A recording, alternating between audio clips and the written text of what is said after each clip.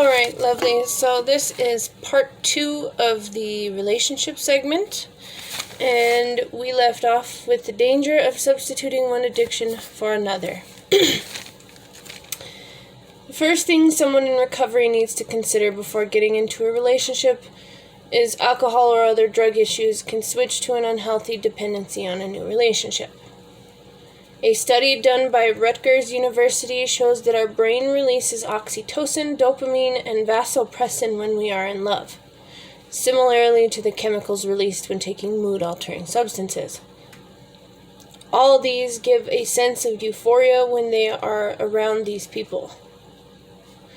The brains of recovering addicts have not yet repaired to the stage where it can differentiate these amorous feelings from those they experienced while abusing their substances.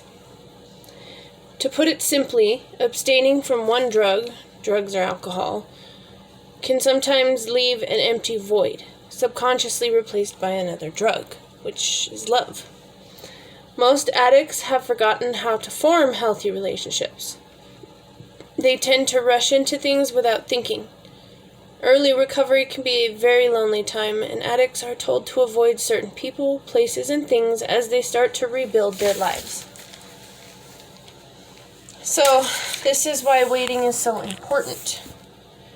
All recovering addicts should avoid dating for the first year. Again, this is going to be a repeating thing throughout the segment.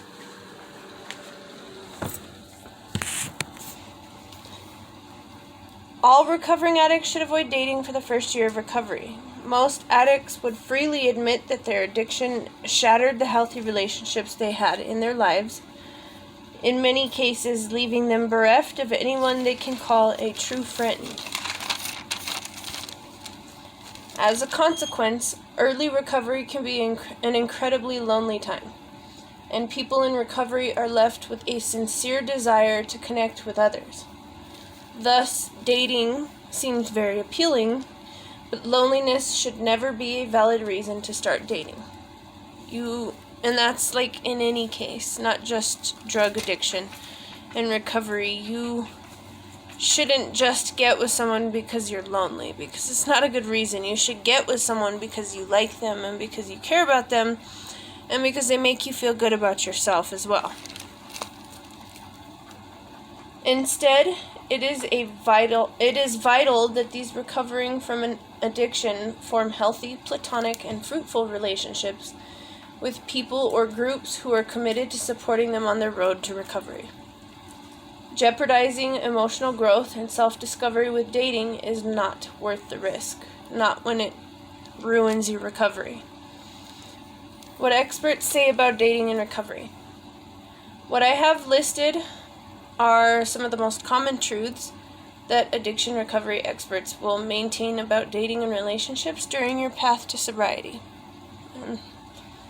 With a little show from Peter. Number 1, love is not more important than recovery. It is all too common for sex and love to emerge as new addictions, or obsessions rather. This is especially common in early recovery, where an individual ends up replacing their previous addiction with a new matter, often without ever addressing the underlying issues that caused it. Anything they learned in early recovery can easily be forgotten during the honeymoon phase of a new and exciting relationship, with the impulsive and all-consuming feelings associated with romance superseding their commitment to recovery. 2. Recovery is all about you. Don't make it about anyone else. Recovery is all you. Any new relationship will just be a distraction from a healthy recovery. During their first year of sobriety, their sole focus should be on rediscovering themselves. NA, AA tell people that the focus should be on finding a higher power. A new partner could easily be a substitute for this superior power. And again, let me make it clear that just because I mention these groups does not mean you have to do these groups. They are just one of many types of groups out there that will help with recovery. Number 3, social interaction can be difficult. As an addict, social interaction can be very difficult. But if you add anxiety and social anxiety to that already, it's even worse. So when dating someone, a recovering addict could easily find themselves in an awkward situation. If the person they're dating is not aware of his or her recovery, they could easily decide to have a drink or two in their presence.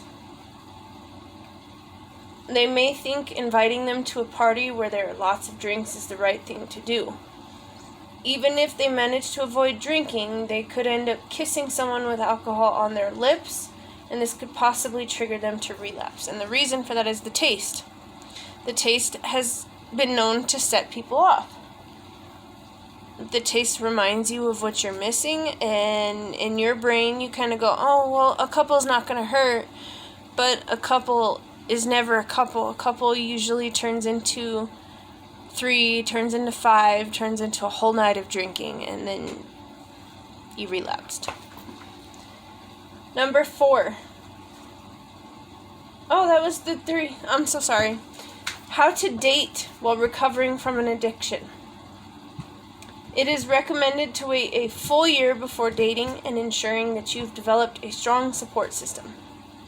A person who is living a healthy lifestyle, has a strong support network, is confident and comfortable enough in their own strength, and who engages in many sober activities might be ready to consider dating. And that's to consider dating. Even after a year of being sober, it is not always the best idea to start a new relationship without fully thinking it through. It's never good to move fast anyway.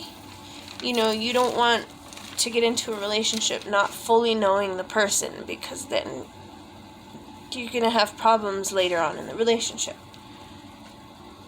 If you do decide to date, these tips will help you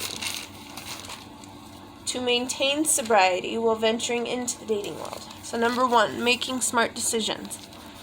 When they choose to date, they should move slowly, taking their time to get to know the person before entirely investing in a new relationship. Number 2, build a foundation of honesty. Be honest. That's the huge key with relationships at all in general, is honesty. Let them know that you are an addict and that you have issues with certain things and that you are in recovery. There is no point in hiding recovery from a new partner. They need to understand that sobriety is the number 1 priority at the moment, even over them. When they choose the right person, they would understand. This person should be ready and willing to set healthy boundaries. Number 3, do not forget your support systems. Having a reliable support system in place before infiltrating into a new relationship, discussing any decision openly and honestly with them. They will help them to make sure they are setting appropriate boundaries and recognize any potential issues that may arise. Confiding in someone who successfully built a relationship in recovery is also a good idea. You're always going to want to go to people with experience, people who have experienced the same thing you've experienced. It is a very important thing to have a support system set in place. You're always going to want to have that support system, because when you're not feeling your strongest, your mom, your dad, your best friend, your boyfriend, whatever, is going to be the one that's there for you when you're not feeling your best. So, and when you don't know what to do, or when you want to have a discussion and you want to figure out what you want to do with yourself, but you're not sure you could do it by yourself, that support system is going to be there to help you discuss and help you decide what is best for you in your recovery. Why 2 people in recovery should never date. And a lot of people do anyway, but this is why they don't recommend it. It is all too common for 2 recovering addicts to find each other attractive, having so many things in common. But before entering a relationship with someone else in recovery, carefully weigh the pros and cons and get some expert advice. Most experts will tell them this is not a good idea for many reasons. It is challenging to know how another's recovery is going, and if a new partner relapses, they're going to put themselves at risk.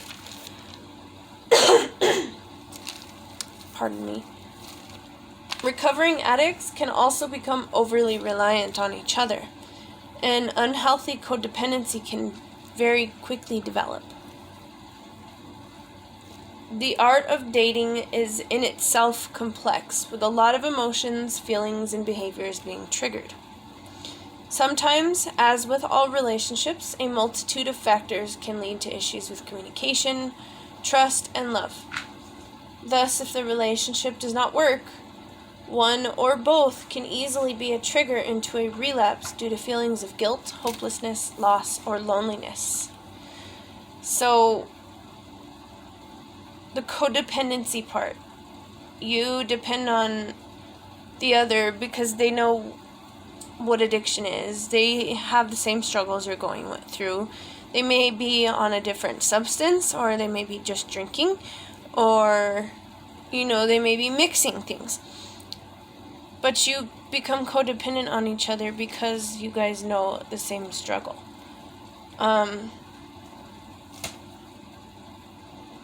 And in some cases, because you guys know the same struggle, you use it against each other.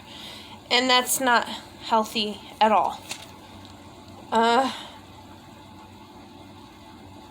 Addicts in general have issues with communication. We don't communicate very well, especially considering how when we have communicated in the past, people have judged us or looked down on us in response. So, things to consider before dating someone in recovery. Recovery can be an emotionally challenging time, and each individual deserves the best chance at sobriety. These are a few things to understand before deciding to date a recovering addict. They are no strangers to therapy and have spent much time working on their relationships and themselves.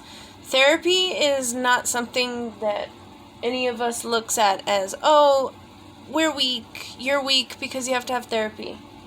No, we don't think like that. Not anymore, at least. I know I don't.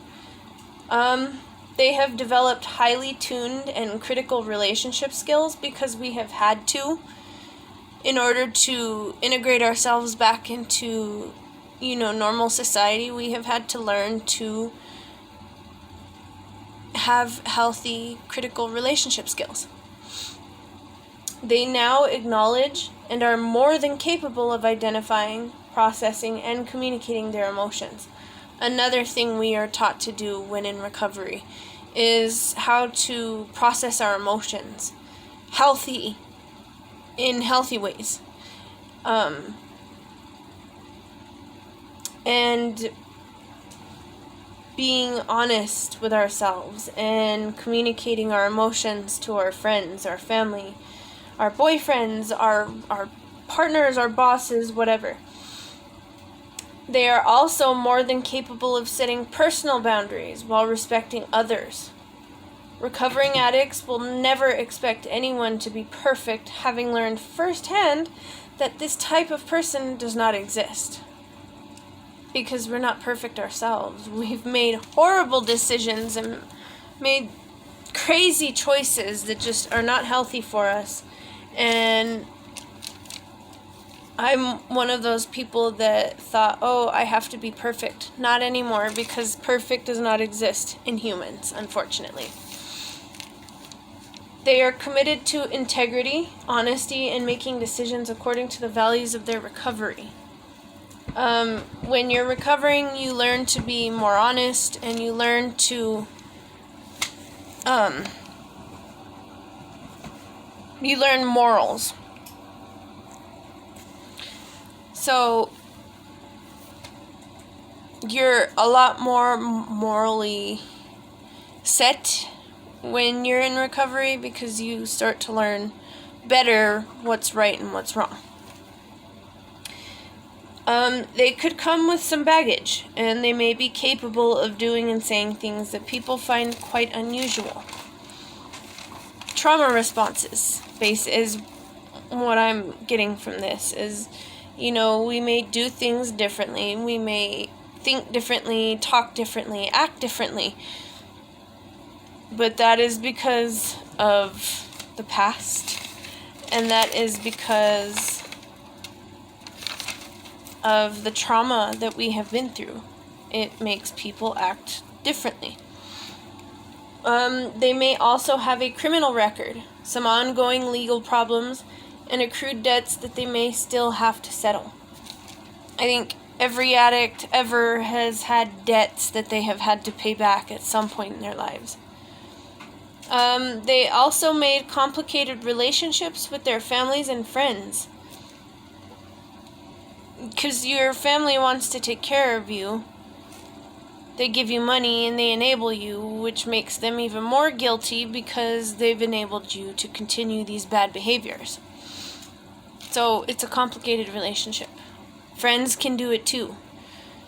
And it could be quite difficult for them to understand others' perspectives. Having an open and honest conversation can make a new relationship easier. So, the 13th step, what is it in recovery groups and why it should be avoided? The 13th step, it's a colloquial term used by people in recovery who are immersed in residential programs, addiction support groups, or sober living facilities. It is common knowledge that there are 12 steps to recovery on the AA and NA meetings, programs, and the informal 13th step is a no-go area. It basically refers to someone with more than a year of sobriety dating someone with less than a year of sobriety.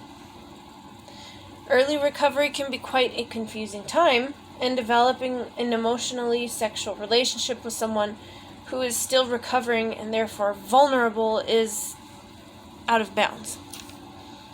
Learning to tell the difference between the natural tendency of other addicts to want to help and the advances of someone who has other intentions in mind takes some experience.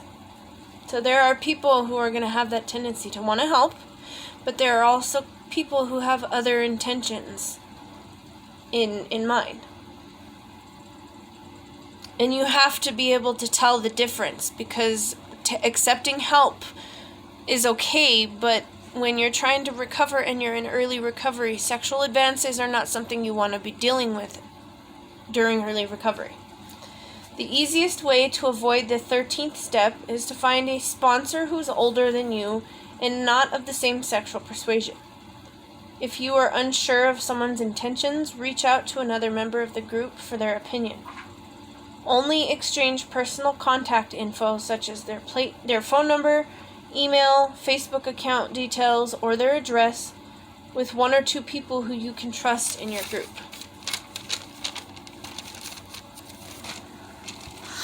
So, recovery tips that do not involve dating. I have to see how long the video is because my phone does not record longer than 33 minutes. So, surround yourself with healthy people. Having a group of sober friends that they can rely on that regularly accompany them to meetings or meet for coffee or lunch can reduce the temptation to date. Commit platonically to someone else in recovery. So, it's okay to be friends, but when you're in early recovery, romantic relationships just are not recommended. Finding themselves a friend who can help them stay focused on their recovery program and help them avoid dating within the first year. A sober friend should not be of the same sexual persuasion. Make a list of the things you want to achieve, especially those you do not do while you were addicted. That you did not do while you were addicted. Choosing a project that you can do on your own without significant others is probably a very good idea. Remember, secrets can kill in recovery. If you do find yourself in a relationship, do not keep it a secret. Remember that absolute honesty is central to recovery and sobriety. Secrets were important in addiction. They are not healthy in recovery. Always ask for help. I cannot stress this enough to anyone listening. Do not be afraid to ask for help. It does not make you weak. It does not make you stupid. It does not make you foolish. Ask for help whenever you feel you need it.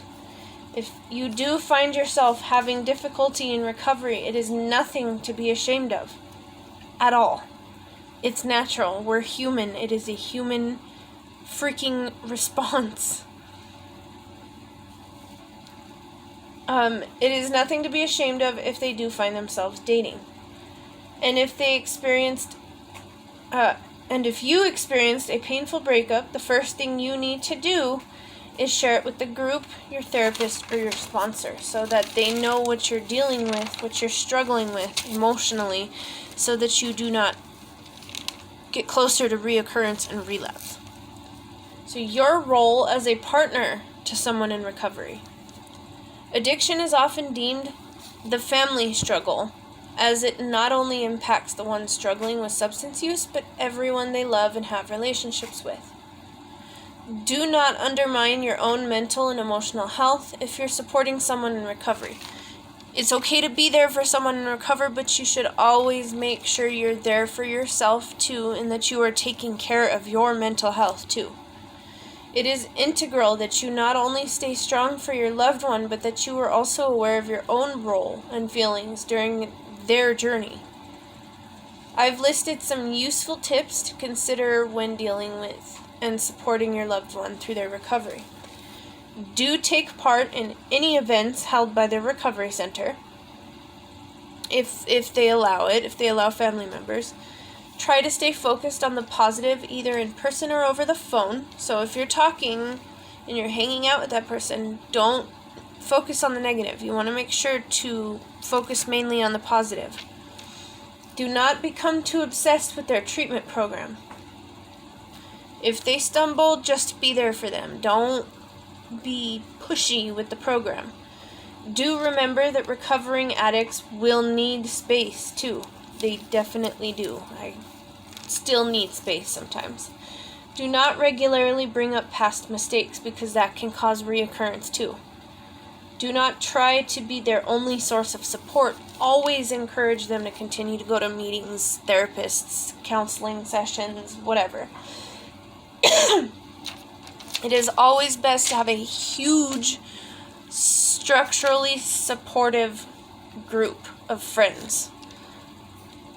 The more the merrier. The more the better. The more stable you will be with the more friends that you have supporting you in your journey. How to repair a relationship in recovery. Recovery is also about forgiveness and building relationships that were once destroyed by drugs or drink. Sticking with someone you love throughout their journey to recovery is a brave thing to do and often presents many challenges. I have listed some tips on how to rebuild relationships after or during recovery with your loved one. Number 1, learn to love yourself first. This is what I said. If you cannot love yourself, you are not going to be able to love someone else. If you find yourselves emotionally depleted, repairing old relationships can be very difficult on their own. Finding a support system of your own, such as joining a group like AA, has proven to be very helpful to the families of those in recovery. Al-Anon really works too. Listening to the stories of other families can help you understand the nature of addiction and recovery. Number 2, learn to date each other again. Do not rush into anything, and remember to take it slow, working on trust, communication, and intimacy. Remember the fun activities you used to do together and start implementing these into your schedules again. It's okay to date each other. Just because you got with each other doesn't mean you have to stop impressing each other, stop making each other love each other. Consider couples counseling. Addiction can be traumatic for both parties, and seeking professional help such as couples counseling can give you a voice. This will provide a healthy outlet and an opportunity to improve communication skills while addressing many of the underlying issues of your relationship. Couples counseling really does help. It is not fun all the time, but it does help. Okay, so an honesty first policy. If you both want this relationship to work, having an honesty first policy is essential. This means both partners' absolute honesty with each other. Without trust, a healthy relationship can never hope to be rebuilt. Number 5, relapse remains a reality. For people in early recovery, relapse is a realistic possibility. If this does occur, it is best to avoid an impulse reaction. A relapse is not the end of the world, it's a hurdle that will need addressing. And here is a checklist to decide if one in recovery is relationship ready. Entering into a new relationship for anyone recovering from substance abuse should be done so with caution, not for fear of rejection or other reasons in the sober dating world, but because it could undo all the progress they've achieved. Below are listed some questions that you should consider before dating someone who you know is recovering or has recovered from a substance addiction. Do they have at least a year of continuous sobriety? Do they have a reliable support system in place? Do they regularly attend therapy and or 12-step meetings? Have they been free from acute withdrawal symptoms for over a year? Do they feel emotionally ready and strong enough to handle the ups and downs that come with relationships? And have they discussed this with their sponsor and therapist, and what do they advise? So in general, if they are not important, if they don't make their recovery important, if they are not serious about their recovery, they're not ready for dating.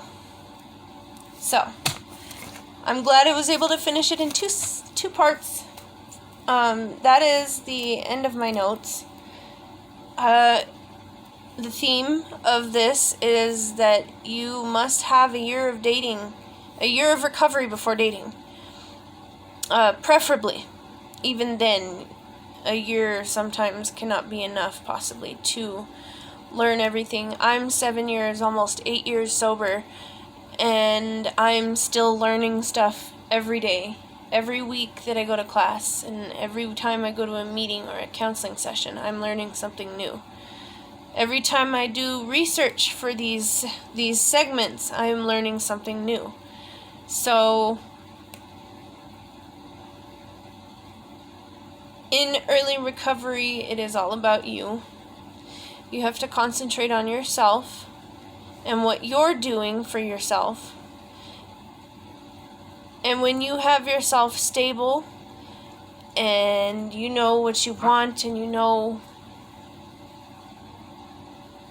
basically everything about your recovery, then you are ready to consider dating. But until then, take care of yourself. Stay sober. And keep working on yourself. And then you can, fall in love if that's what you so desire. Alright, guys. I hope that was helpful, as always. I know that it really helped me out going over these notes and reading up on everything. I know it helped me out a little bit with some aspects in my relationship, and I just hope that whoever sees this, it helps them too. So next segment, you guys, we will be going over grief and loss during recovery, because it's another inevitable object in life that we have to deal with, is losing someone. And there is grief when we stop using too. Grief for that thing that made us feel the best. So we will be going over grief and ways to deal with it, and allowing yourself to feel those emotions when you lose someone. So I hope this helped, guys. Please do me a favor and stay sober and take care of yourselves and worry about yourselves before you worry about anyone else. Love yourselves before you love someone else, guys. Bye.